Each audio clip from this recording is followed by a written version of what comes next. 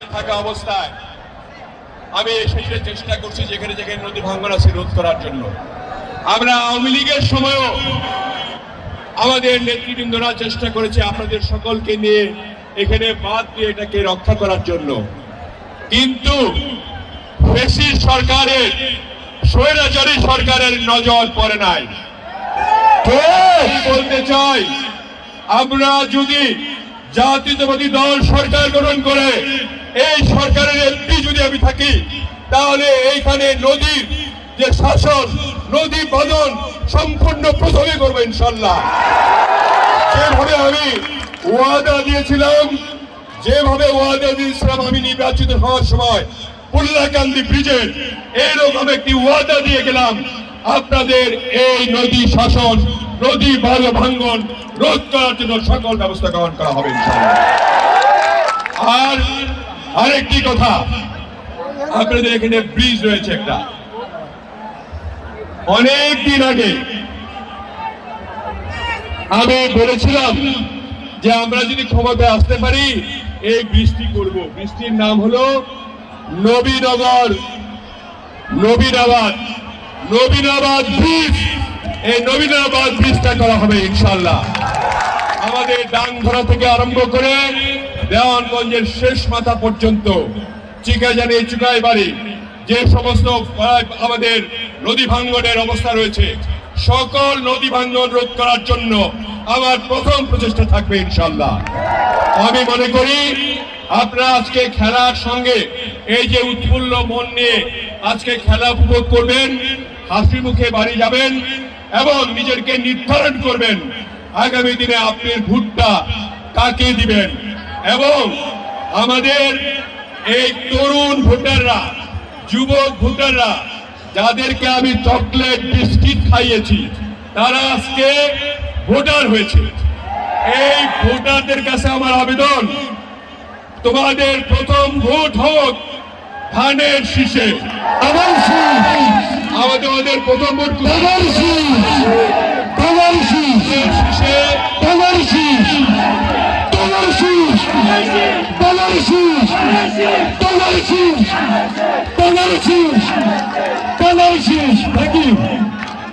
আচ্ছা, এখন শেষ করতে হবে, খেলা শুরু করব আমরা।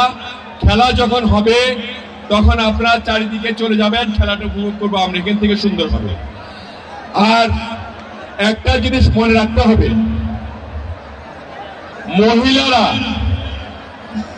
মহিলা ভাই বোনরা, আপনাদের সমাজের মা বোন আছে, ওনাদেরকে গিয়ে বলবেন, আমার সালাম দিয়ে বলবেন আমি তাদেরকে সালাম জানিয়েছি এবং তাদের অনেক আকাঙ্ক্ষিত ভোট, যারা 15 বছর 16 বছর 17 বছর ভোট দিতে পারে নাই, তারা তাদের ভোটটা যেদিন ভোট হবে সেদিন যাতে একটু কষ্ট হলেও সবাই এসে তাদের নিজের ভোট নিজে প্রদান করে। অতএব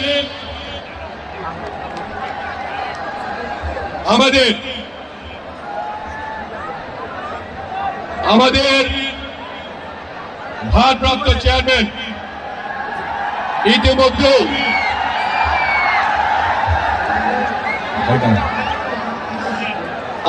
ইতিমধ্যে প্রার্থী বাছাই শুরু হয়েছে। ইনশাল্লাহ আপনাদের দোয়ায় ময়মনসিংহ ডিভিশন শেষ হয়েছে, খুলনা ডিভিশন শেষ হয়েছে, চিটাগাং ডিভিশন শেষ হয়েছে, এখন শুধু তিনি ডিক্লারেশন দিবেন। ইতিমধ্যে আপনাদের দেওয়ানগঞ্জের বক্সিগঞ্জটা আমাকে সিগন্যাল দেওয়া হয়েছে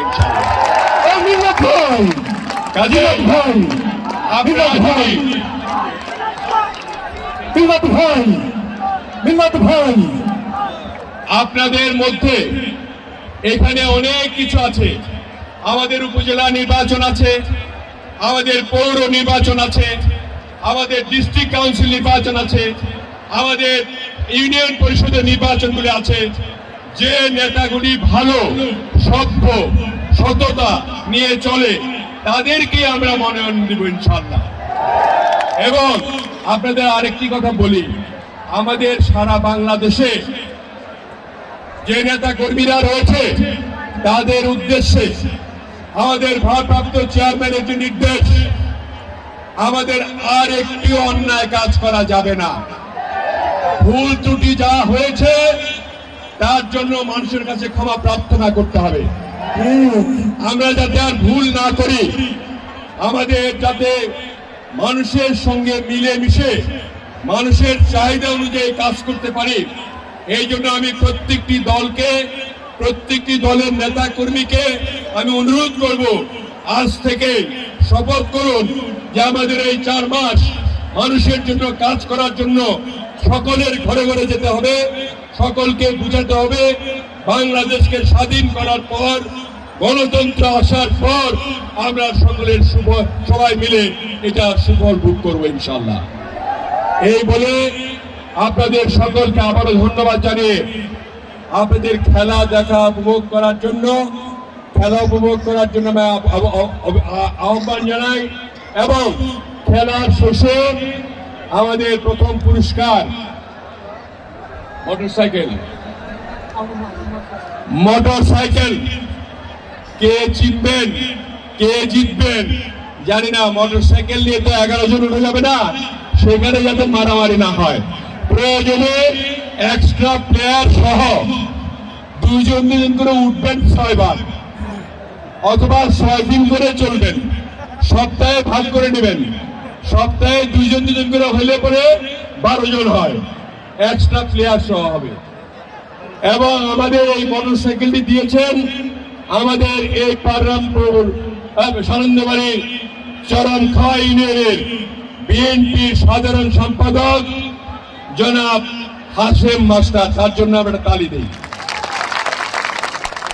আজকে ম্যান অফ দ্য ম্যাচ, তারপরে আপনার জাপানিজ একটি ফ্রিজ রয়েছে, যদি চ্যাম্পিয়ন হবেন যে দল, রানার্স আপ, যে রানার্স আপ হবে তাকে একটি ফ্রিজ দেওয়া হবে। একটি ফ্রিজে রানার্স আপের 13 জন লোক, এগুলা কেমনে কি খাবে? আমার মনে হয় এখানে আপনারা ঠান্ডা পানি রাখবেন, এবং যখন যার ইচ্ছা এমন একটি জায়গায় রাখবেন যাতে 13 জন প্লেয়ার মিলে, 14 জন প্লেয়ার মিলে সেই পানি পান করতে পারে। আপনাদের সকলের জন্য অনেক অনেক শুভেচ্ছা, অনেক ধন্যবাদ, এবং আপনাদের সকলের দীর্ঘায়ু কামনা করি, সুস্বাস্থ্য কামনা করি। কারণ এই সুস্বাস্থ্য না থাকলে, শরীর ঠিক না থাকলে কাজ করা যাবে না।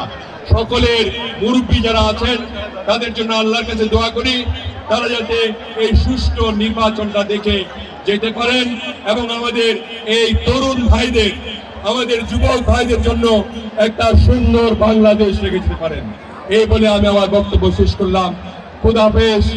বাংলাদেশ জিন্দাবাদ, বাংলাদেশ জাতীয়তাবাদী দল জিন্দাবাদ, দেশ নেত্রী বেগম খালেদা জিয়া জিন্দাবাদ, তারেক রহমান জিন্দাবাদ জিন্দাবাদ। আপনারা একটু বাড়িটা খালি করে